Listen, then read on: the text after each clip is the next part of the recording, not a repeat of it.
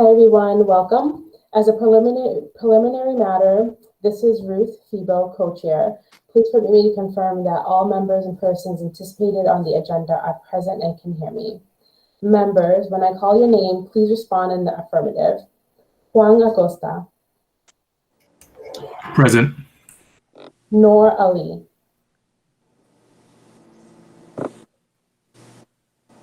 Jean Budenhagen. Present. Beth Casabank. Present. Paula Collins. Deb Delgado.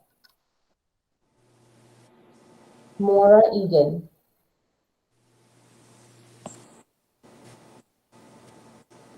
Jenny Fishman. Louise Garon. Present. Lindsay Heffernan.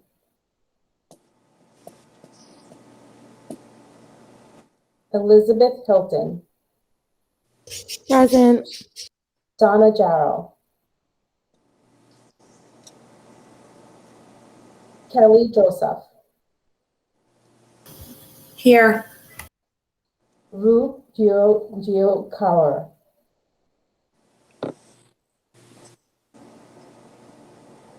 Berlin Kenitkar. Here.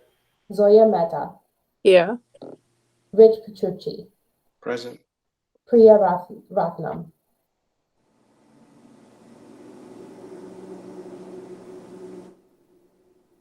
Leonora Ryan. Janine Sands. Here. Navjeet Singh. Rajesh Velagabudi. Present. Helene Nguyen. And Adiola will not be joining us tonight. She's not feeling well. Is there anyone that I missed that either came in late or that wasn't able to unmute themselves? Maura Egan, I didn't unmute myself fast enough, and I'm also taking the minutes. So Awesome. Thanks, Maura. Yeah. Ruth, this is Noor. I'm here. Hi, Nora. Thank you. Anyone else? All right. Thanks, everyone. Good evening. This is an open meeting of the Diversity, Equity, and Inclusion Task Force is being conducted remotely, consistent with Governor Baker's executive order of March 12, 2020, due to the current state of emergency in the Commonwealth due to the outbreak of the COVID-19 virus. The order allows public bodies to meet entirely remotely so long as reasonable public access is afforded so that the public can follow along with the deliberations of the meeting. For this meeting, the DEI task force is convening by Google Meet as posted on the town's website, identifying how the public may join. Please be sure to press *6 to mute your device. The meeting will not feature public comment. Please wait until I open. The meeting will not feature public comment. Finally, each vote taken in this meeting will be conducted by roll call. All right. So first on the agenda is the survey committee is to provide an update on the survey results. All right. Thank you, Ruth. So I have prepared a little presentation, as I mentioned earlier. I had sent that to Taylor so that, ahead of time so that folks can take a printout and refer to that if they prefer. So I'm going to share my screen.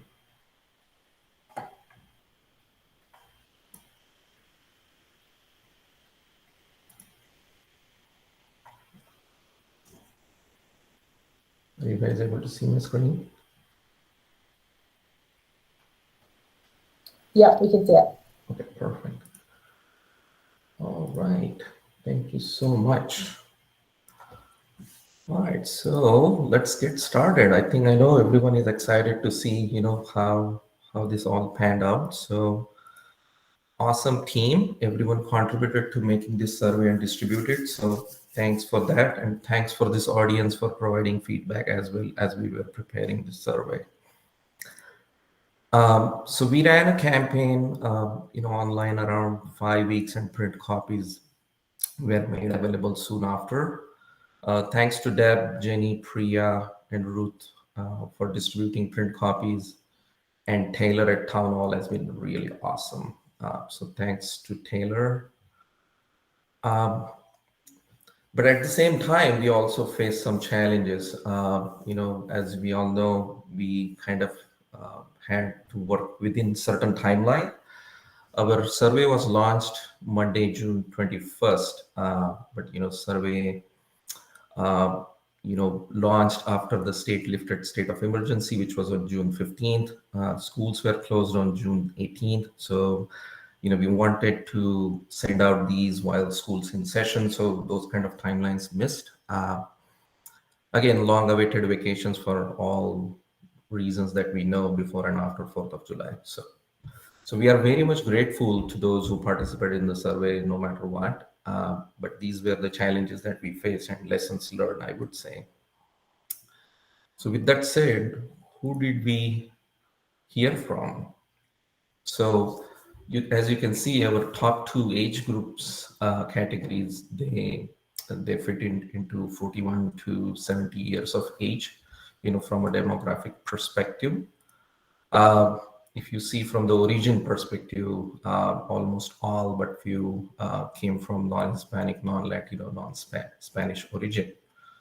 So if we take a deeper dive in that, what is that largest slice look like? So largest slice being 72.1% from white as a race. This definitely does not reflect the population chart of our town. So that shows that we need more outreach efforts whenever in future we do some kind of surveys or any kind of outreach program related to DEI efforts.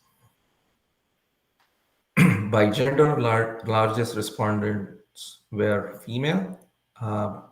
What do our respondents do for a living? Most of them, or more than half of them, are full-time employees, with next best being retirees. Same data by residence type. I think largest population lives in single family house. How long have they been living in Shrewsbury? Because that's key to rely on how do they know, or how long do they know our town?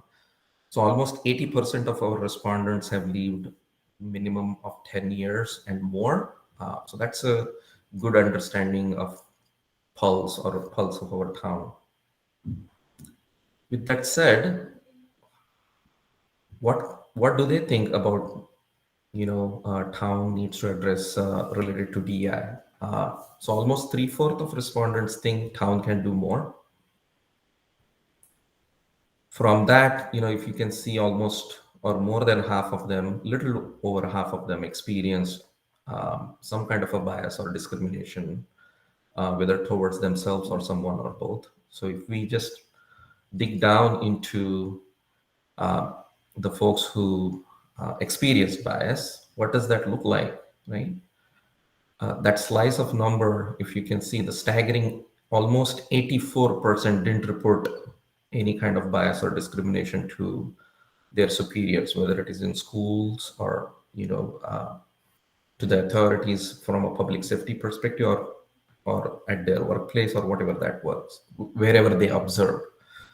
84%, so that's a big gap between this number and the response that we have received for storytelling numbers. So we definitely need to work more on that. If we look into the folks who observed bias, you can see almost 54% observed the bias towards themselves or someone else. 45.6, almost 46% observed that there's no bias or discrimination in the town. So these are the same individuals who said there is nothing needs to be done from DEI perspective. If we go back here, as you can see, this no percentage is included in that 45.6%.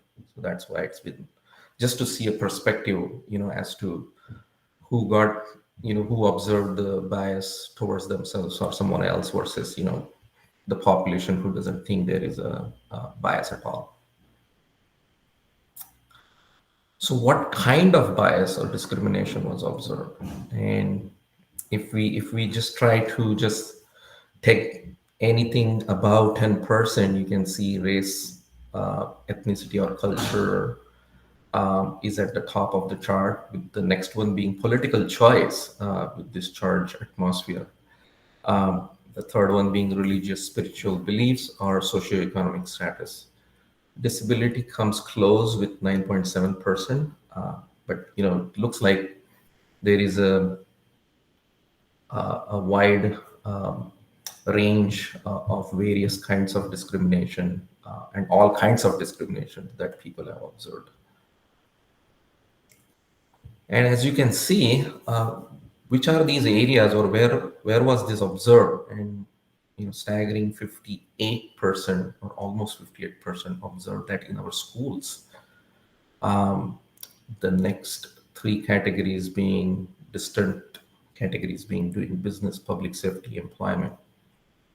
So this tells us that our work is important and not done. Milan, can I ask you a quick question?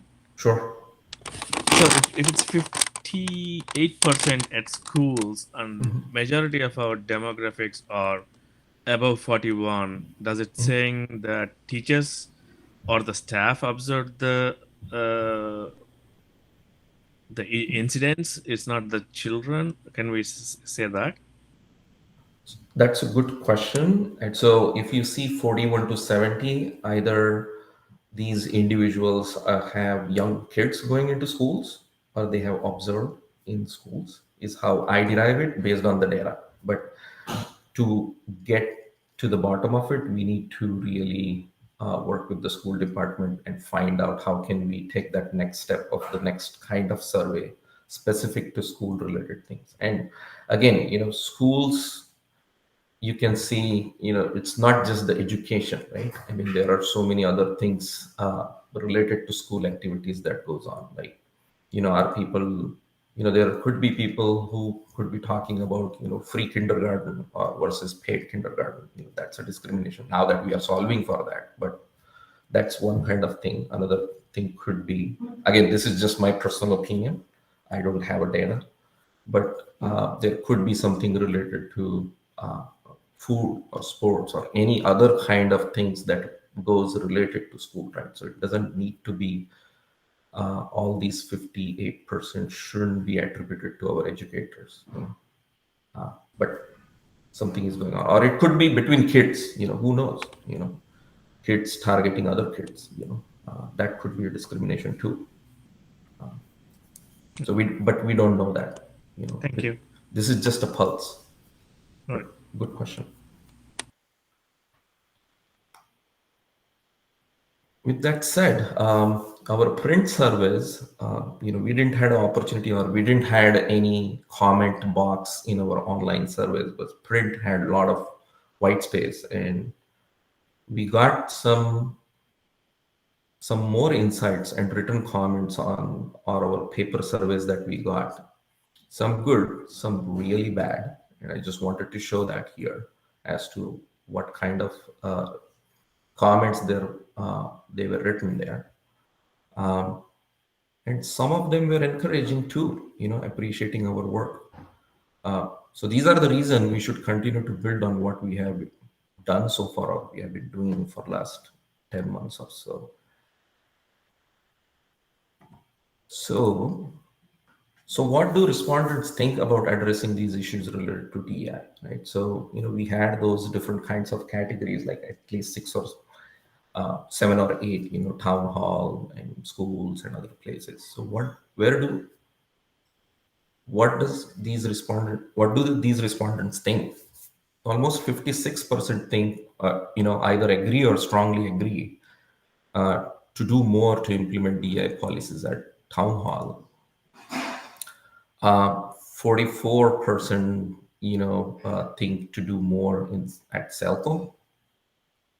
44%, think we need to do more on DEI policies at a library.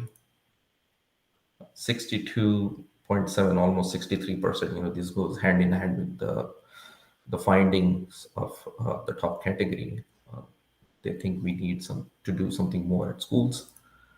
Followed by 60.3 at fire and police, 49% at senior center, 47.5 at housing authority. Again, this is a non-town entity, so I'm not sure what other parameters do we have to work with, but that's the data.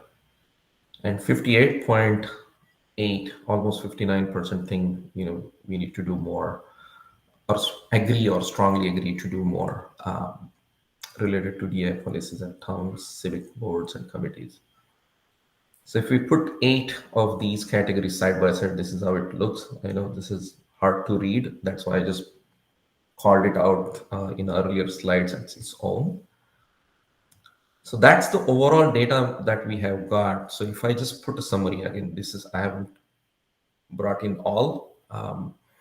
We got total responses at 204, digital 196, print 8.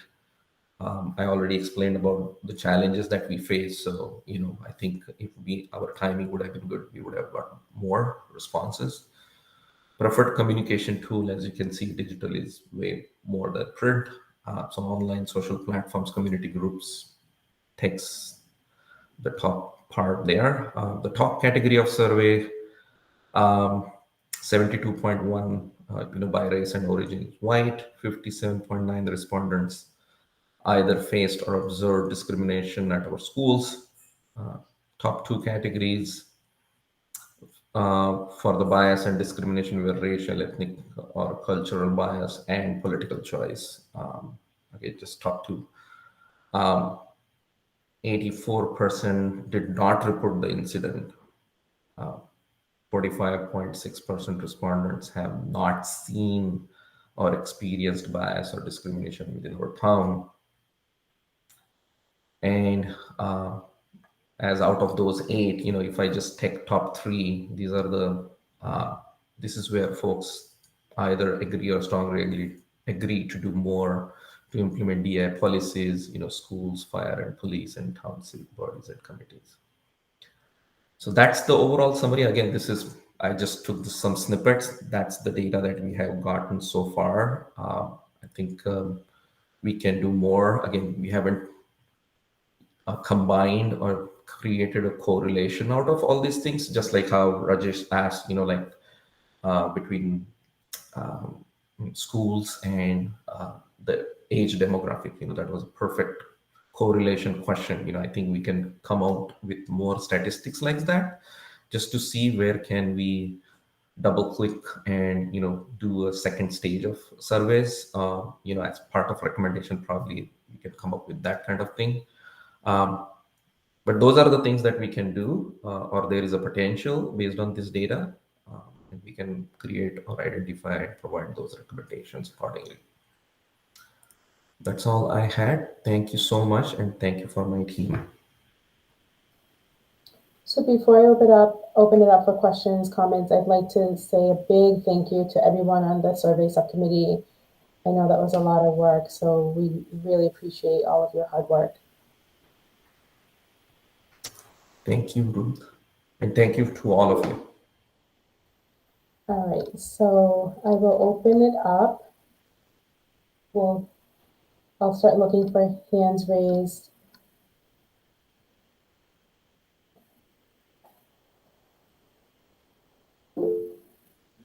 Jean, you're on mute. Jean, you're on mute. Yeah. How many people did respond to the survey? What was the total number? 204. I would consider that a very, very low number, and that kind of follows the trend of this town when you do surveys. It always seems to be in the very, very low numbers.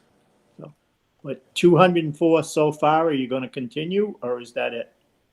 No, we have closed the survey. I mean, we can open it up or we can keep it open, but I think, just to collect the data, we have closed it. As I said, the challenges, I mentioned. and I don't know the earlier trends, but yeah, based on the storytelling response, that Paula and other group had gotten earlier, and with the timing, yeah, 204. We are fortunate to have this number. Yeah. Week one, just around the fact, week one, the responses were 145, and then the rest of the 4 weeks, we barely got 60. If we have to see, the trend. I was literally observing the responses on a daily basis. So week one, 145. At the end of week 5, it was 204. Well, I thank you, but I think it's sad to see such a low response for all the work you put into it.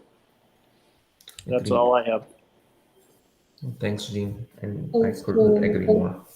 Thanks, Jean. Thanks, Malin. Nora, I see your hand up next. Thank you, Ruth. I just want to start by thanking Melinda and the survey team. I think this was fantastic work. Um, I think that 200 is a solid start, and I think that this can just go towards a recommendation in the final report that such kind of equity audit work, whether it is qualitative or quantitative, needs to be an ongoing process. Whether the town hires a diversity director or other officials in the town take this on, but this kind of gauging what's going on is just a really important thing, and I think that needs to become a part of the recommendations. Like Milind was referencing, the storyteller group, which I'm a part of, we received 20 responses, which, if you ask me, is a big number with a data set that is qualitative, because giving a written response or a long audio response takes a lot of people's time, and also is puts one in a vulnerable position where they're, sharing a personal story with long sentences or paragraphs or whatever the case may be.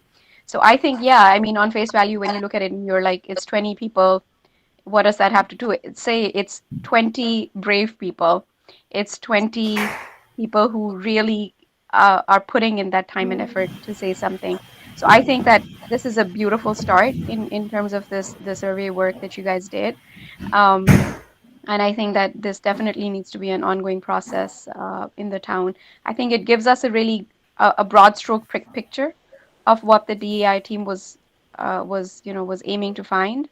And I think that it's great. Milind, I did want to say, before I forget my main point, that the comments that you got in the written box on those 8 print responses, I think it's really important to capture that. And I'm not saying that the storyteller group should hijack that piece from you, but I do think that you should have a space where they're honored and they're recorded for what was said.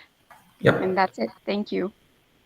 Yeah, no, thanks, Noor. So these are the comments here, those 2 slides. And again, as I said, this presentation is already up on the Google Drive. So you can pick it up from there. Slide 18 and 19, if you want to make a reference.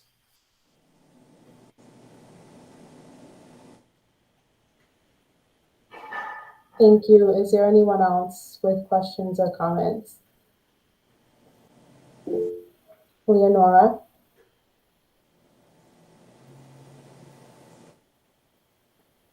You may be on mute. Oh, you're on mute.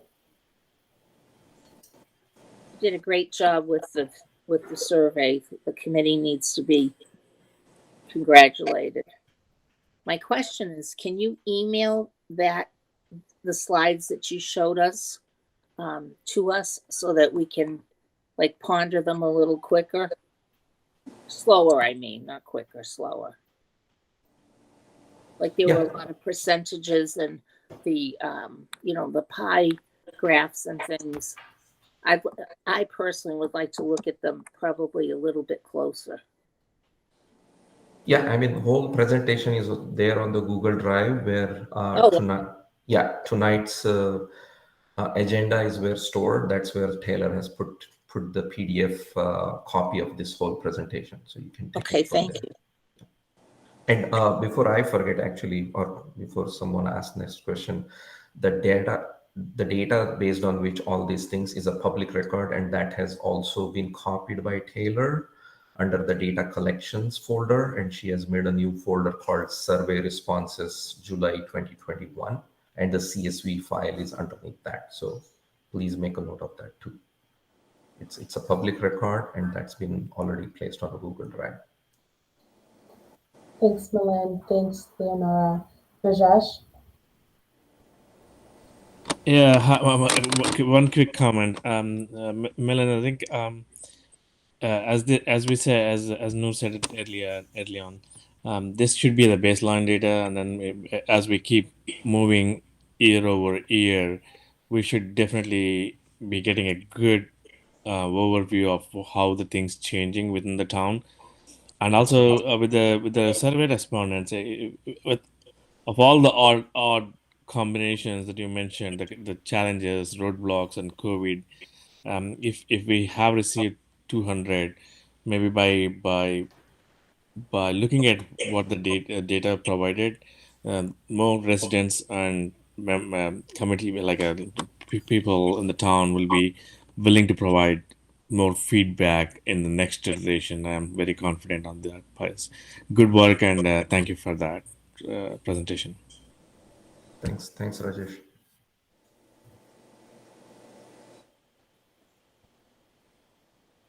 Is there anyone else before we move on to the next item on the agenda?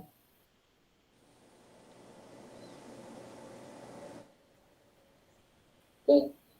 Thanks again, Milind, and the rest of the team. All right, thank you so much. So next up, we'd like to discuss the final report format, content. These next 2 points can actually go together. So an opportunity for anybody on the task force to ask questions and comments on each of the subcommittee's draft final reports that were uploaded to the folder. So if there's anyone that would like to kick us off.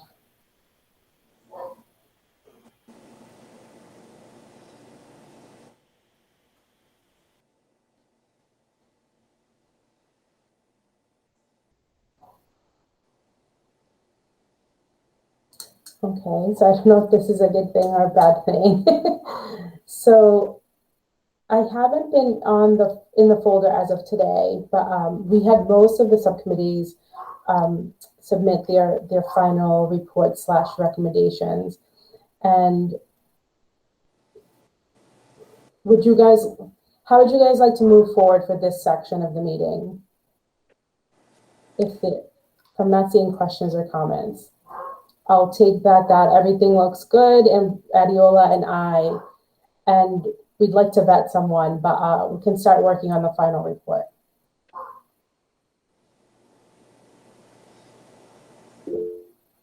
Rich. Yeah, I guess I'm not sure. I mean, I went over some of the things. I had some comments. I don't know how we want to, if that's what you're getting at. Yeah, so that's what I'm getting at. If you have comments on anything that's been uploaded so far. I guess my general one is I think we mentioned this. There seems to be some overlap. I don't know if we want to just keep that and use that as, I think as we mentioned, kind of ammunition for the overall recommendations, just to highlight that there was overlap, or if there was,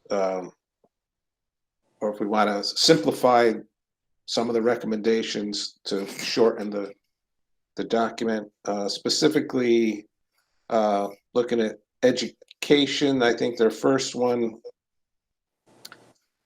was very similar to some of the ones that we came up with in employment. And their increased diversity in all staff across Shrewsbury Public Schools. So that's like a general comment for that one.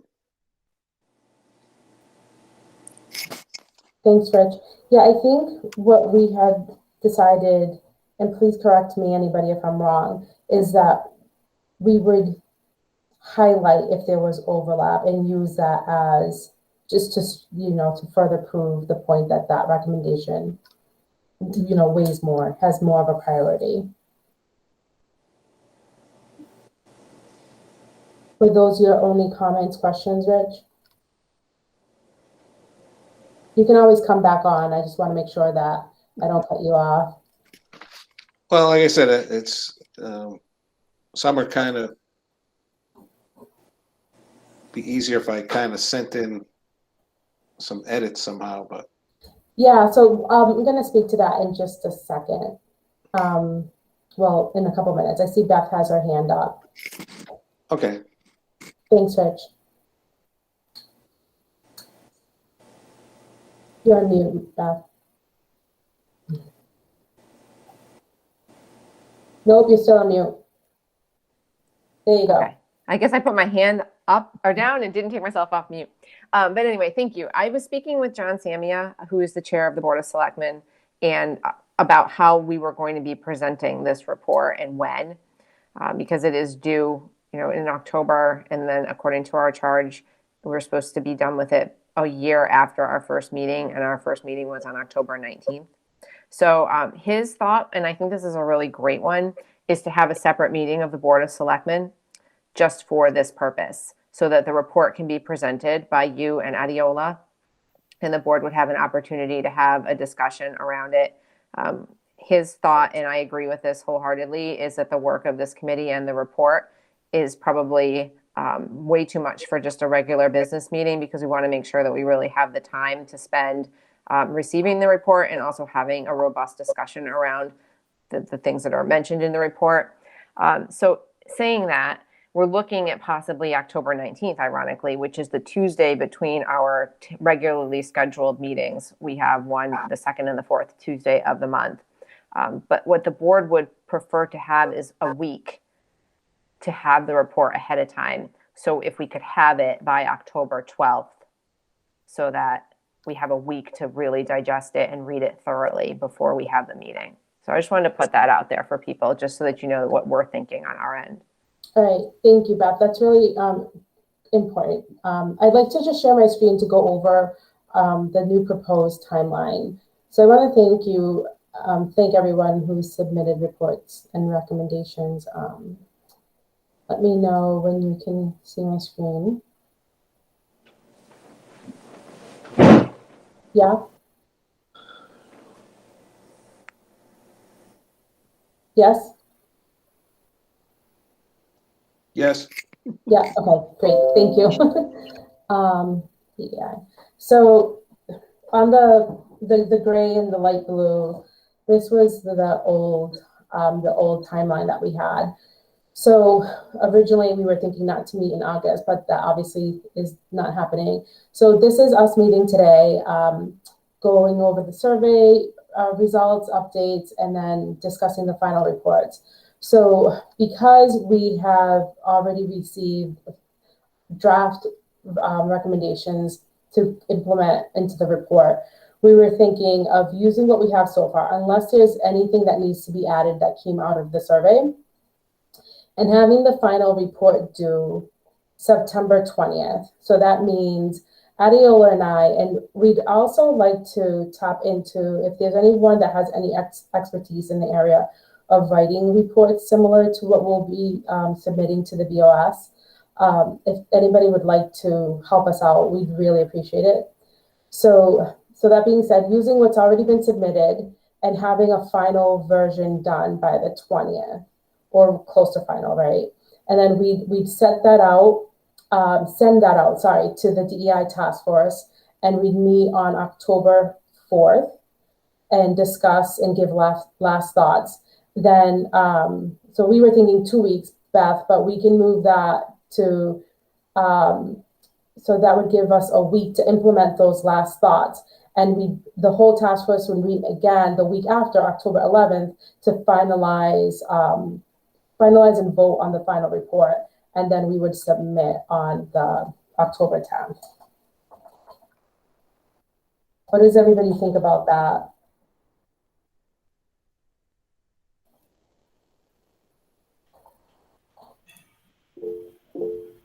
I think that makes sense. Yeah. Thank you, Jenny. Oh, you know what? The 11th is a holiday, I think. Okay.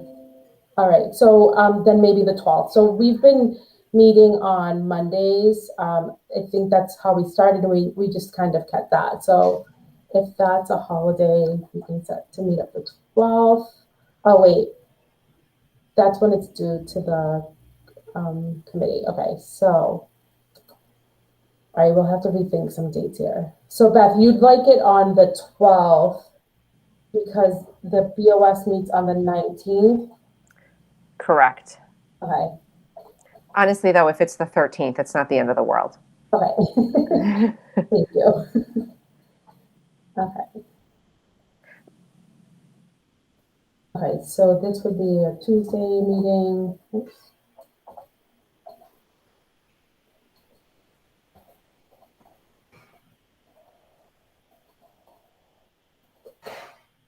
Okay.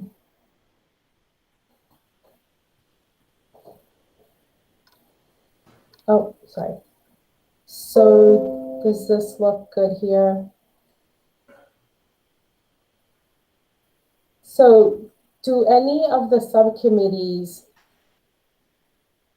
have changes that need to be made to whatever they've already submitted? Either from the survey results or just from any last minute things that have come up for you guys? Louise, I see your hand. Oh, yep, Louise, sorry, see your hand up there, yep.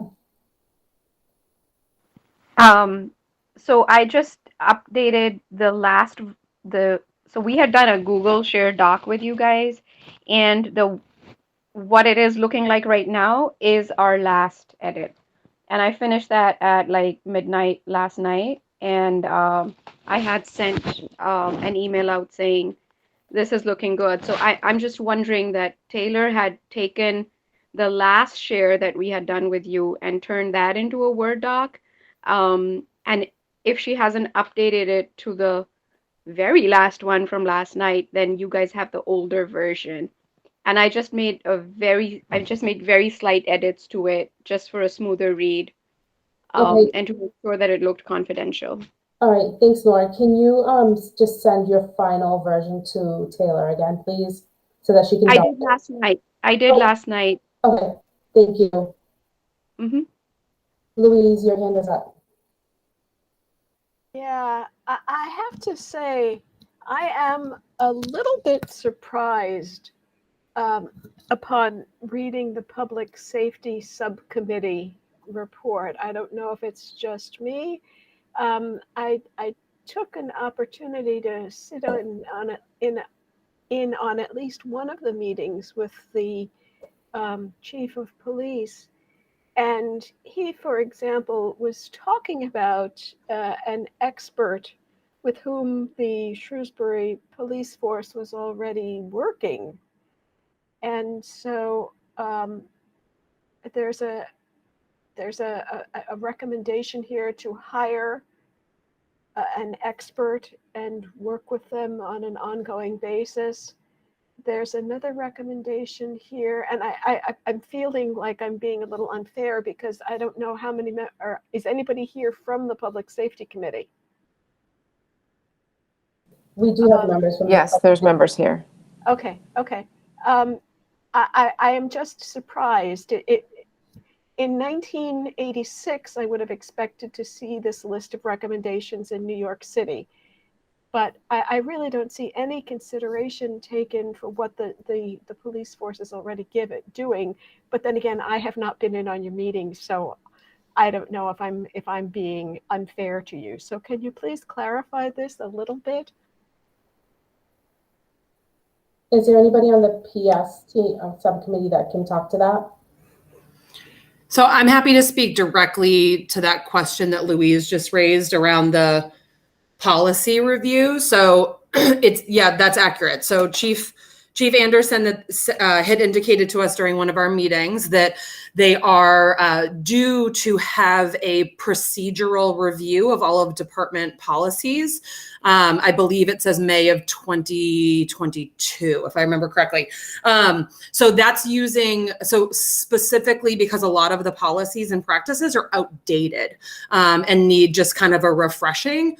The recommendation that I had is that what a great opportunity, because they're already undergoing a thorough review of policies and practices, for us to have an opportunity to bring in a DEI expert, and specifically somebody who has expertise in reviewing policy from an equity lens, and have them look to see how are our policies and practices of our police department shaping up using that specific lens. So not whether or not a law is outdated or a procedure or regulation just needs to be revamped because it's old, but really how can we use this as an opportunity to evaluate whether or not some of the practices or procedures or just kind of way of doing work from our local police department is having unintended consequences, particularly on an exacerbating racial disparities in policing. Does that make sense? Thank you. It does make sense. Can you also please speak to why a civilian review board and a permanent DEI committee are recommended? Or someone else from that group. Yeah, I don't know if Beth or Elizabeth have any thoughts, or Juan. I think most of us are here. If others have thoughts, if not, I'm happy to chime in with some additional comments. Kelly, I think you're doing a great job if you want to continue, unless someone else wants to chime in.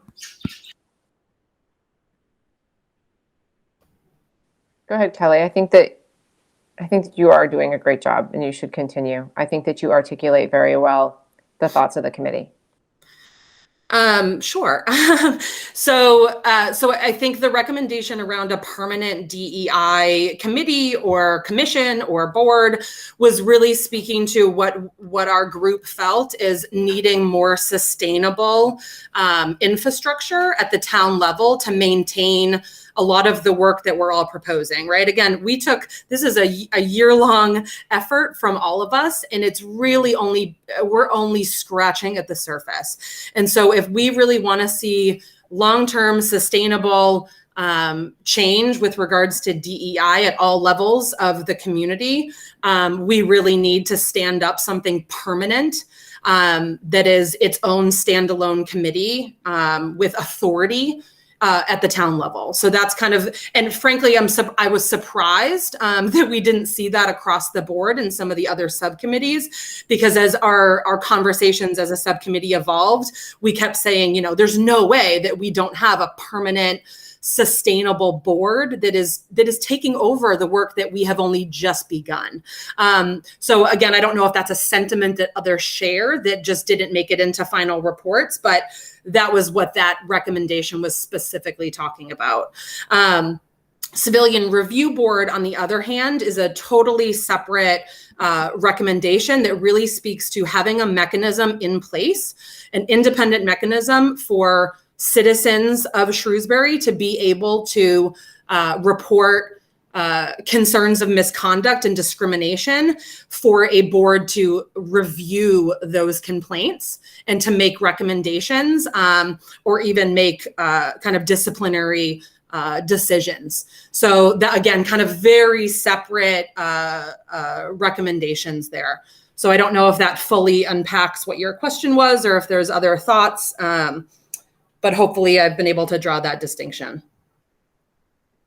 You have drawn a distinction. I may be out of touch, but how common are civilian review boards in other municipalities? They're becoming far more common across the United States. Is there a reference documenting this?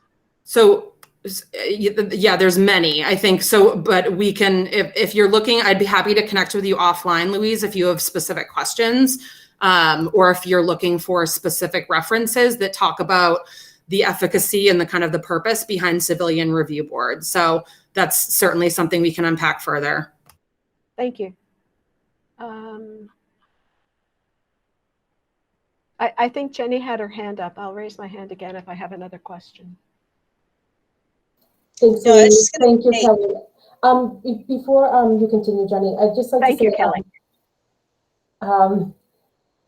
So I'd also, before I forget, before we get off the call today, I would like to discuss if there are any either recommendations that have overlap or I wasn't sure, maybe Louise, you brought it up, recommendations that should come from the task force in general as opposed to from a specific subcommittee. So we have thought of a permanent board for the DEI, for this committee that we have here, right? A smaller version of it, or maybe it's only one person or two people. So that will be something that we would like to recommend from the broader group.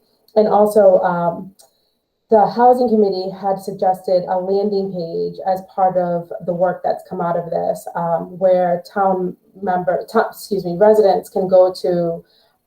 So I know there's a DEI page now, so kind of to refocus that, to have people use for resources that have come from the work that we've done.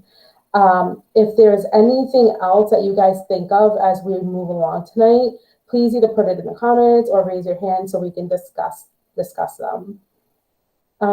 Jenny, go ahead. Sorry about that. No, that's fine. I was just going to say that I think the Massachusetts Department of Public Health just recently closed out a call for proposals for municipal police departments to do some work around racial equity. I will try and get some information on it. The current launch has already closed for the proposals, but they may do another one. Might be interesting for the police department to take a look at it. Thanks, Jenny. Were there any other comments, questions about any of the reports or recommendations that have been put up? Rich? Yeah, I guess it's a follow-on for both of those. I think that that permanent DEI committee, like you say, I think that was something that we talked about in general. So I guess I thought that's where that would fit. So that was one of my comments on the public safety. And then the other one they had, and I think, I don't know if others agree that I think several people, they had the collection and tracking of data. I don't know if that should be, that was one I think a lot of people hit. So I don't know if that should be a general recommendation too, maybe some centralized database somewhere, somehow. But that's my comment. Is there any comment to that, a centralized place to store this, or have Leonora? I was wondering, are you going to just present the template, or are you going to, do we go back and take the other two reports that we gave and mold them all together? No, so the way that we thought we were submitting the report was to have, hold on a second. It was like an executive summary, you know, a table of contents, basically all high level information, followed by the recommendations, followed by glossary, followed by appendices, which would probably include all of the reports that were submitted. So it's going to be quite a lengthy document, except for, you know, those first few pages, because we want to make it, like Beth had mentioned at the last meeting, so that, you know, any person that lives in town can pick up this report and want to read it, right? So that's why the recommendation of putting each of the recommendations on its own page. So if people wanted to quickly go to that page and take a look at what the total recommendation was. So what Adiola and I were thinking, and the big, you know, in the and the report part was having an introduction with all the subcommittee, or with each of the subcommittees and their recommendations as bullet points, and then referencing where more information could be found later on in the report. So I don't think you have to wordsmith and implement your first two status updates unless you'd like to. Does Okay. anybody? Thank you. Yeah, you're welcome. Is there anybody else on that? Sorry, I'm just looking for that document with the template.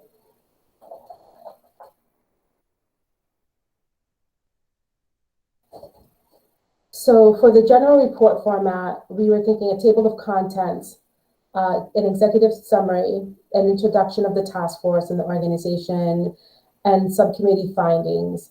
And in either the intro, probably in the intro, Adiola and I were thinking of having cards that highlight each of the subcommittees and what their recommendations are, and then noting on what page more information could be found on that recommendation.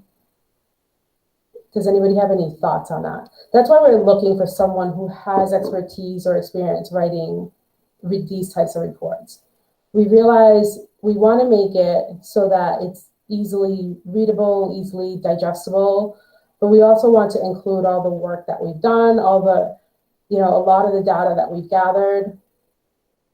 So we know it's going to be long, but we want to be able to grab people's attention in the first few pages. Oh, sorry. So after the subcommittee findings would be key challenges and limitations, a conclusion, and again, a glossary of commonly used terms, and an appendix. So Leonora, okay. Leonora, your hand is still up. You're all set. Kelly.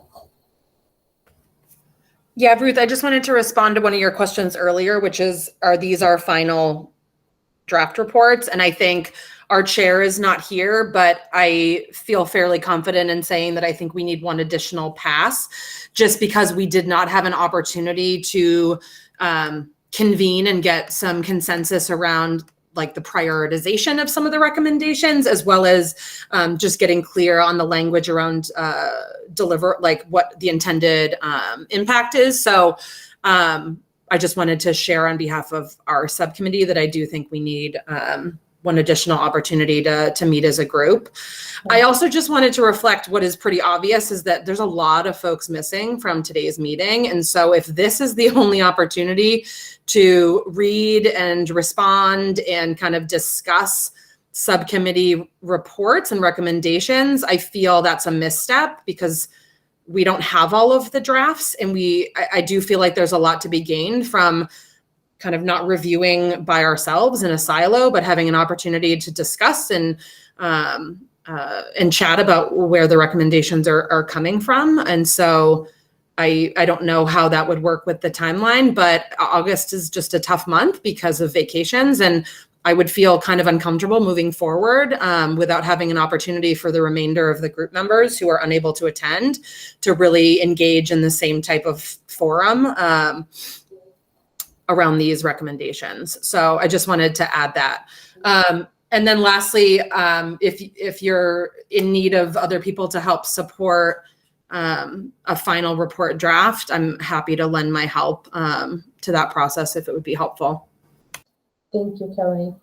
So I do realize that a lot of people are not in the meeting today, and also August is tough with the vacations. But we are coming up quickly, as you all know. We blink and it's already fall.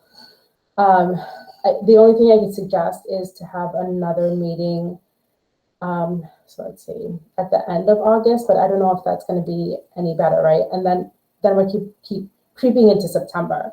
So does anybody have recommendations or any ideas on how we can deal with having a broader or a more inclusive discussion? Kelly, when you say meeting to discuss, do you mean meeting as a task force or as subcommittees? I mean, I think either or. I think it just feels like if this is our only opportunity to engage as a full group, like you said, to have an inclusive conversation about the report recommendations, we don't even have all of them. So I don't know. I think we need to stand up a process moving forward that allows for more back and forth exchange after we've had a chance to read and consider all of the recommendations. Maybe I'm out on a limb by myself here, but I agree with you. Feels a little odd. Yeah, I agree with you 100%. The problem is that we really can't have those conversations because of the open law meeting, right? We can't have discussions in email or, right, unless we have a quorum. So, I mean, I'm open to suggestions. Does anybody have any suggestions? Does anybody else have experience dealing with this sort of thing?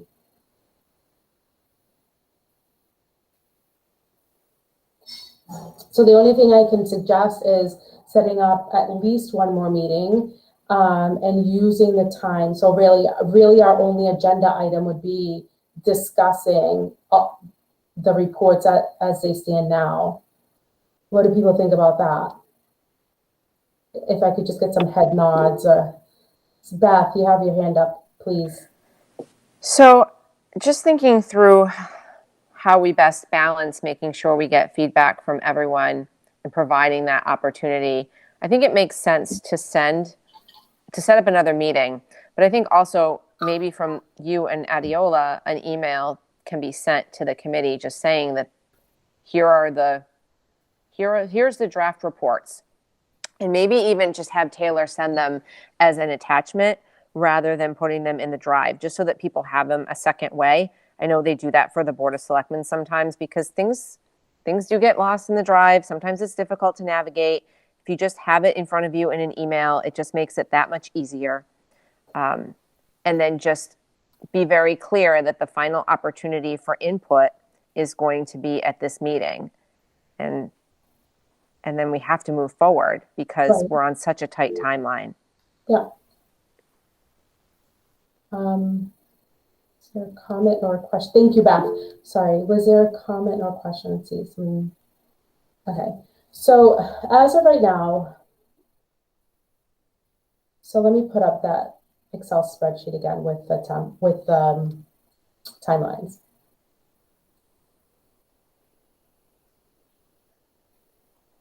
So these timeline, these down here are non-negotiable, right? We need to get this in by the 12th. So Adiola and I met earlier today, and we had final report due the 20th. So that gives us Ruth, can you make that a bit larger, please? Yeah, 1 second. About 6 weeks. Is that better? Much, thanks. You're welcome. About 6 weeks. So here we are today. I can get rid of this here. So here we are today.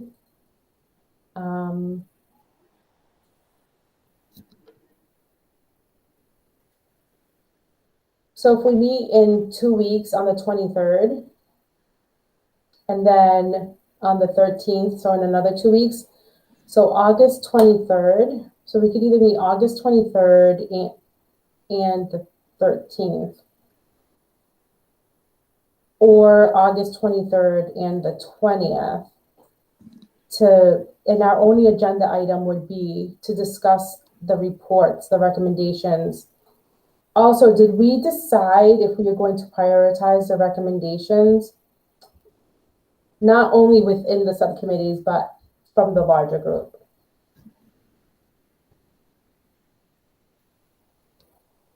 I thought we decided it would be within the subcommittees.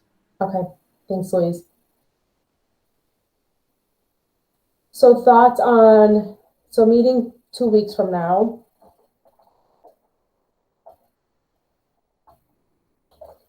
Thoughts on the second meeting?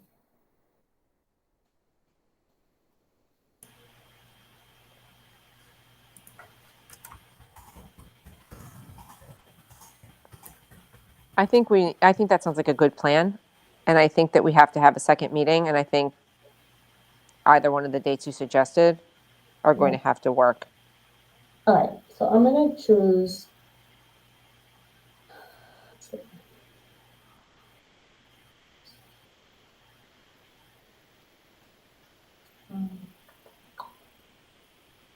So the 6th is a holiday. So why don't we meet then the 13th?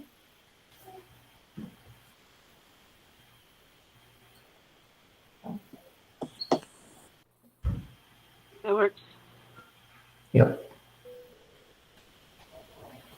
Okay. All right, so Kelly, I hope that, and I agree with you 100%. I do think that we need to discuss this to include everybody in these conversations. So 2 weeks from today, we'll meet. I'll ask Taylor to put together all of the reports, recommendations, and email them out as one document. If she can't do that, I'll download them all, make them one document, and ask her. Oh, actually, I can just do that myself. Never mind. I will email all of the reports and the recommendations as one document to everybody. I'll BCC everybody. So we'll have a meeting in 2 weeks, and then we'll have another meeting September 13th. We'll send out the final report on September 20th.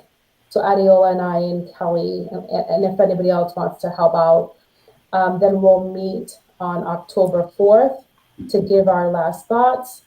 We'll meet the following week, right after that, to vote on the final report.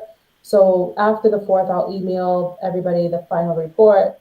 You'll have a week to look at it and come back, and we can vote on whether or not we can use that as our final report.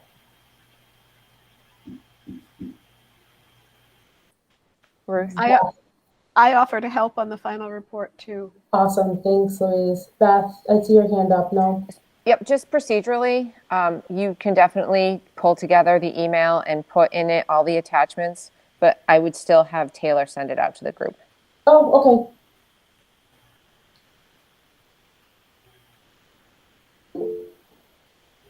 okay. Thanks, Beth. Rich?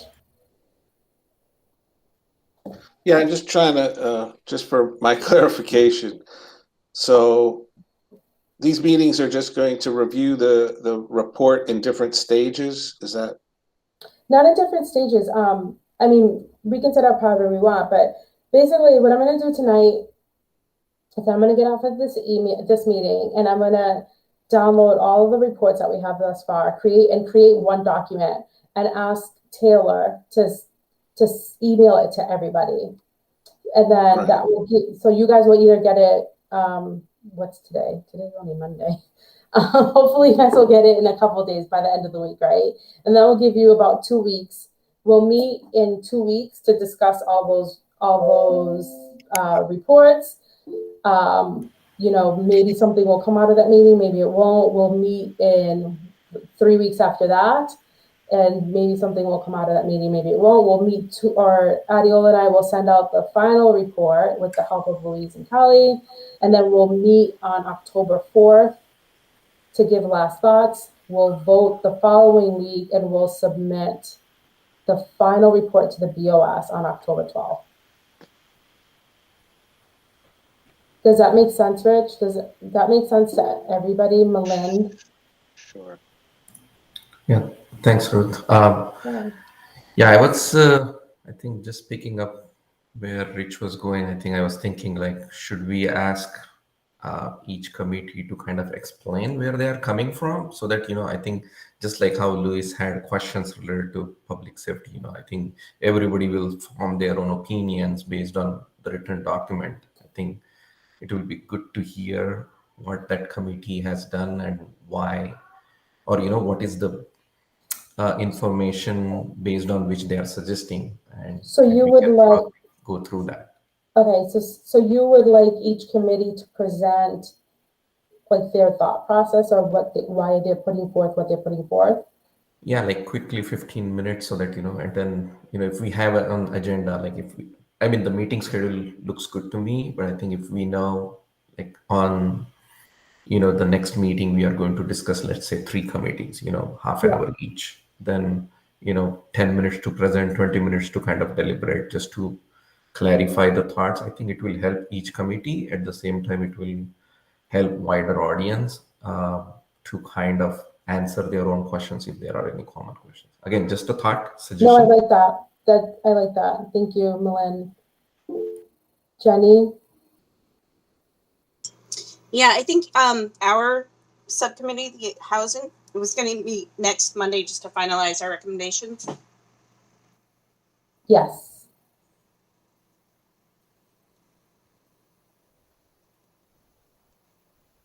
I just want to put that on your radar. Thank you. Anybody else?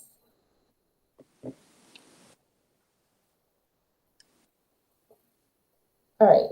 So I think that was a really good idea, Malin. So at the next meeting, which will be August 23rd, so 2 weeks from today, right? 9, 16, 23. Yep, 2 weeks. We'll have 3 subcommittees present.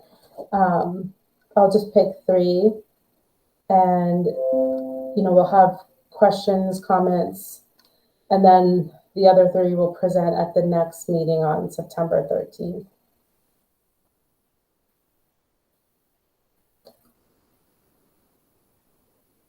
Would it be okay? So this meeting is on a Monday.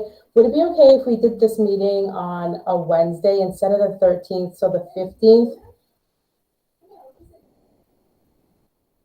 Is anybody opposed to that? I don't expect to have everybody answer now, but is anybody opposed to that?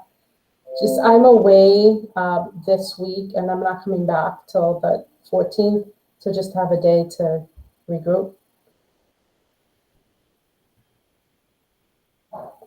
Yep, I'm fine with it. I'm fine with it. Awesome. No problems. Fantastic. Thank you, everybody. I don't want to leave this all on Adiola. Yeah, it's okay with me. All right. So the other 3 committees will present on that day. We'll have questions, comments, presentations, questions, comments. And then, yeah. All right. So I'll send out this new timeline. Is there anything else? And Ruth, you're going to tell us which committees are presenting which day? Yeah, let me go into the folder and see where everybody is. And I'll just choose that way. Okay. Thanks more. I'll put that in the agenda. Okay, thank you. No, thank you. Louise? Just a suggestion, if we, for any and all subcommittees using references, could we use a consistent reference format, for example, APA format? It just makes the document look better. Yeah, we can do that. And there are websites where you can download how to, and there's even a citation maker for APA format that you can use. So all right. So if I don't want people to rework their reports unless you really want to. That's something that we can incorporate into the final report, and we can just keep the reports as they are as part of the appendix. So APA format. I prefer APA, so yes. Anybody else? Okay. All right, so if there is nothing else, I think that was all that was on the agenda. Wait a minute, did we approve the minutes of the last meeting? That wasn't on the agenda. Whoops. We'll have to do that at the next meeting. Okay. Maura, can you please capture that? Yes, I will capture that. Yeah. Thank you so much. So we'll have to approve minutes for 2 meetings.